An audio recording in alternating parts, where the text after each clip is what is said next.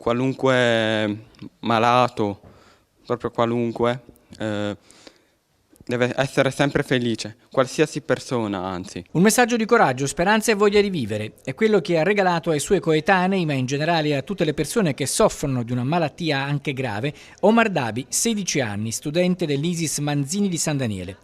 Omar ha raccontato in un libro la storia della sua vita con un tumore al cervello, una malattia grave a cui ha opposto il suo forte desiderio di non dargliela vinta. Volevo fare anche per dare consigli anche per questi bambini o ragazzi malati come me.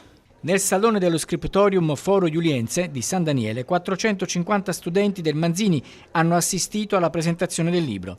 La storia di un calvario che deve essere da esempio. La famiglia e il liceo hanno supportato senza indugi l'iniziativa di Omar. Noi Omar lo conosciamo da 3 anni, abbiamo fatto il percorso con lui e la sua famiglia, lo sosteniamo e soprattutto noi apprezziamo la grande forza che lui ha, la positività e il pensiero che ha sempre rivolto verso gli altri. In età così giovane è molto difficile poter accettare una determinata patologia, in questo caso un glioma della linea mediana, e dunque ci ha colpito molto proprio come famiglia, anch'io ne ho sofferto molto, però mi sono resa conto che in queste occasioni qua bisogna essere forti. I malati oncologici hanno bisogno di assistenza non solo medica, ma anche nello svolgimento della loro vita quotidiana ed essere aiutati a coltivare le proprie passioni, soprattutto se sono in età pediatrica. Noi associazioni cerchiamo, oltre che dare una mano, dare un aiuto alle famiglie, anche di sostenere le attività che vengono